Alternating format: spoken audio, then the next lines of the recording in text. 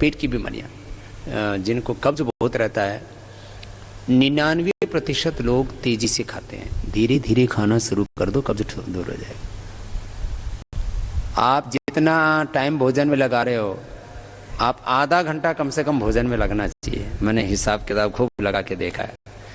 मध्यम आहार आप लेते हैं, ज़्यादा खाने वालों को तो हो सकता है 1 घंटा भी खाना पड़े, वैसे खाना भी अपना आप ही कम हो जाता है तो धीरे धीरे खाते हैं। तो आधा घंटा कम से कम खाने में लगना चाहिए।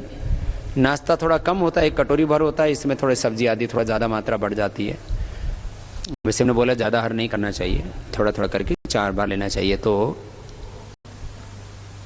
आधा घंटा भोजन का, दोपहर शाम का, दोपहर आधा घंटा, शाम को आधा घंटा, और नाश्ते का करीब 15 मिनट, 15 से 20 मिनट चबा चबा के खाते हैं ना तो लगता है।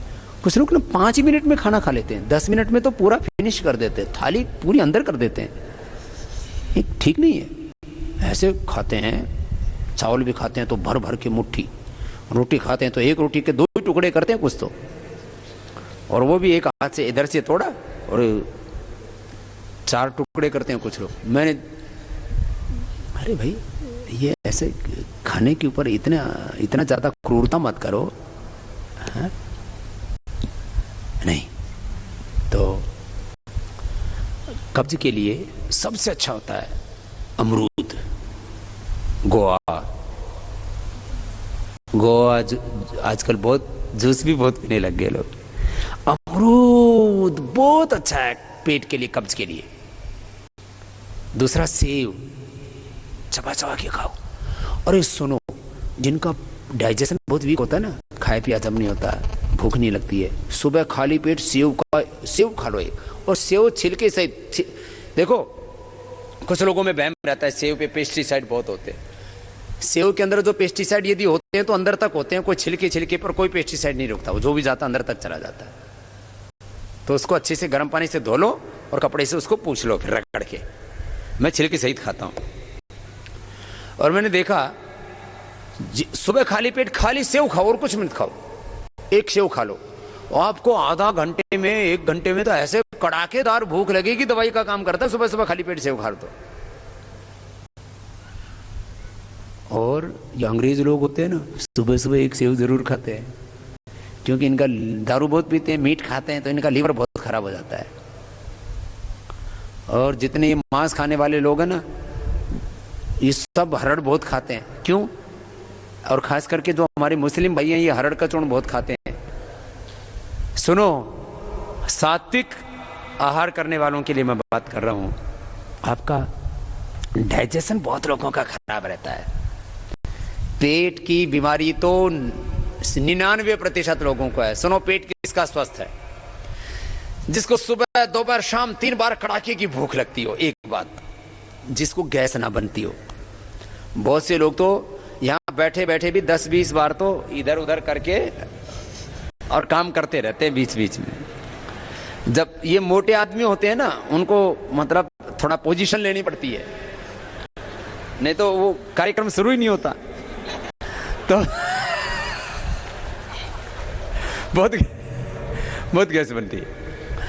अच्छा, थोड़ी गैस बने तो समझ में आती है बात, थोड़ी बहुत तो गैस किसी को भी बन जाती है, थोड़ा सामान्य। किसी को तो इतनी गैस बनती है, मतलब बहुत, मतलब वो पूरा ध्यान समाधि लगा के उसको छोड़ते हैं, नहीं तो इतना भयंकर पटाखा फूटे कि यहां सत्संग करना मुश्किल हो जाए। बहुत गैस बनती है लोगों को। छोटे बच्चों को गैस बनती है। कई बार मैंने सुना है कि एक क्लासरूम में विद्यार्थी ने ऐसा छोड़ा, मास्टर जी है बेहोश हो गए। किसी बच्चे को इतनी गैस बनती है, वो कुछ बच्चे तो टॉयलेट जाके ही नहीं देते, सुबह टॉयलेट होता ही नहीं उनको, वो क्लास में जाने के बाद में वहां क्लास में जाकर के फिर बाथरूम जाना पड़ता है उनको। और किसी बच्चे को तो इतना हार्ट बर्न होता है, उनको बच्चों को ही दवाइयां देनी पड़ती हैं, इतना ज्यादा कॉन्स्टिपेशन छोटे बच्चों को। क्यों? सब बच्चे मैदा वाली चीजें, मैगी, फिर बिस्किट, फिर चॉकलेट, सब चिपकने वाली चीजें। ये चॉकलेट जाके दांतों में चिपकती है, आंतों में चिपकती है, फिर मैदा चिपकता है, मैगी चिपकती है, नूडल चिपकता है, फिर और ये बिस्किट चिपकता है, फिर और उल्टी पुल्टी चीजें बहुत खाते हैं ना बच्चे, ये पेट को खराब करती हैं। फिर बड़ों की भी हालत खराब है। बच्चे मैदा वाली चीजें और ये चॉकलेट और तमाम तरह की चीजें, इसके लिए हमने एनर्जी बार का विकल्प बनाया, आटा नूडल बनाया, आटा वाले बिस्किट बनाया, हेल्दी फूड उपलब्ध कराया। बड़े वालों की क्या आदत खराब है, ये चिकना ही बहुत खाते हैं, ताकत के चक्कर में घी खाएंगे और तमाम तरह की चिकनी चीजें, घी और बहुत भारी चीजें खाते हैं, वो अंदर हजम ही नहीं होता।